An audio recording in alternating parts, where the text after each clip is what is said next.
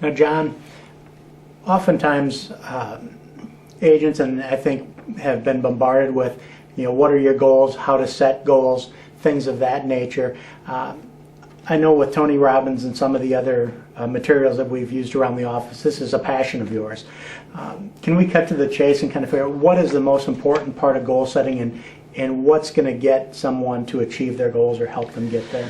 Wow, cut to the chase on goal setting. Okay. I think there's a couple really good points to be made. One is that with goal setting, of course, everybody's heard it. Oh, you've got to set goals. Oh, New Year's resolutions. Oh, on my birthday, yep, I'm going to lose 72 pounds, whatever the case is.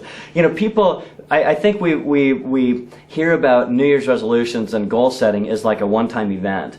And I've done that in the past, and it's never worked. I don't know one person a New Year's resolution's ever worked for, frankly. Why we do them every New Year's? I've quit doing them because it's a lot more fun to not put yourself under the stress.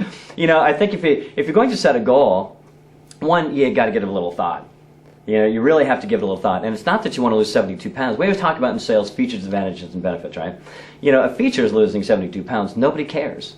Nobody cares that you've lost 72 pounds. No, I don't care if I lose 72 pounds. What I do care about is what I get out of that. How it makes me feel. How when I go try on a new pair of pants, I don't look like a circus freak, in the dressing room looking at myself in the mirror. How good it feels to move, minus 72 pounds. You really have to link up one, you have to think about it. What is it that you're really trying to achieve? Is it this good feeling or losing 72 pounds? It's a good feeling. And I think that's, people go, I want to, they focus on the wrong thing. They don't link it up inside, like, why do I really want to do this? The whys are huge.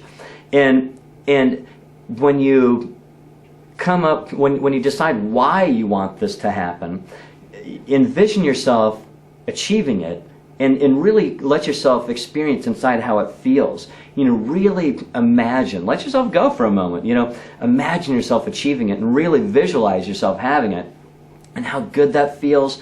And then just the opposite, imagine that never happened. A year from now you're still fat. You still move around and it's a drag, and and if that doesn't want to make you cry or puke, then your goal isn't, your bar's not high enough. Truly, if it doesn't really make you want to cry that you haven't achieved it, it's not a goal. It's not a good enough goal, and you won't achieve it because it's not linked up enough. It has to be linked up to the degree, if you don't make it, it's really going to be painful. So you really have to drive yourself, and you need to review these things, every week. How am I doing on this? What is it that is this really what I want to achieve? Every week you got to review this stuff. And I know it starts with W and ends with K, it's a little bit of work, but if you really want to lose the 72 pounds, if you really want to feel better about it, or if you really want to do X number of sales, and if you really want to make this kind of money, and there too, it's not just losing, we talk to a lot of people that want to make more money.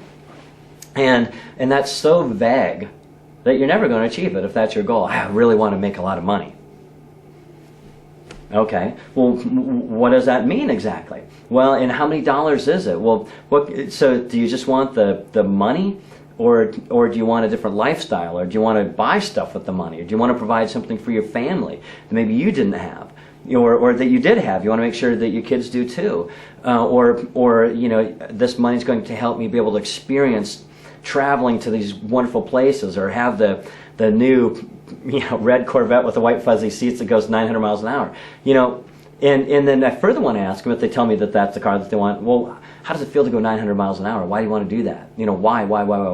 You gotta get to the root of it. What is it? What's that? Oh man, it just feels so free. So it's not that they want to make a lot of money; they just want to feel free. And it's good too with goals to let other people know. Make your goals public. Post them. Don't keep it inside. Because if I tell you, I go, hey, I really want to get that red Corvette, that ZR1 or whatever it is, with the white fuzzy seats that go 900 miles an hour, because I just want to, man, it feels so good to drive that thing up and down the road. Now you know what I want, and you can help me achieve that. You're thinking about it, and so when a conversation comes up, or you're helping me close a deal or whatever, you can go, look, if you really want the Corvette, do it this way. Do it this way. Let me show you how to get that. Remember the Corvette you wanted so much and how good it's going to feel? This will help you get there. And I go, great, that's right, Chad. I appreciate you reminding me. Whether I say it or think it, it's cool that we both have the same goal. And I think that's really helped me. When I found out that that's really how goal setting, whatever you want to call it, really works. It's just completely different than most people do it, isn't it? Yes, it is. If we're going to bring the 3 points out of that, what would they be? I would say, one, get clear. What is it really that you want? It's not the money. It's not the losing 72 pounds. It's the feeling, and then get clear what it feels like to achieve it, not achieve it. That would be the second. The third is understand that as you're achieving it, it's not either I do or don't, or I'm always doing the right stuff. Like, especially when somebody's starting something new. Like if they're a new salesperson, they want to get the Corvette and go 900 miles an hour and feel free. Along the way, it's everything's not going to go smooth. It's like, well, maybe you're different, but when I learned how to ride a bike, I fell off a couple times, and I didn't quit riding the bike because I really wanted to ride the bike. And so I remember the day I learned how to ride a bike. I crashed, wobbled around, went off. You know what? You're learning something new. You're learning. Too many people give up. Tenacity is huge. So understand that you fall off the bike and you crash and maybe you bleed a little bit. Put the Band-Aid on and get back on the bike, because that's the only way to get to losing the 72 pounds and feeling great. Or getting the Corvette and feeling cool. It's learning. You aren't. I heard somebody say the other day, I botched 3 sales. I'm just not good at this. You're right. You're not good at this. but you know what? That's okay. Let me show you a couple. Study this stuff and get back on the bike and ride. Because what are you going to do? Give up and never ride a bicycle? No. Let's get back on, because when you learn how to, the difference between people who sell and are really successful at it, they've gotten back on the bike and ridden. And they've reviewed their goals, and they got clear on the goals. So those would be the 3 things.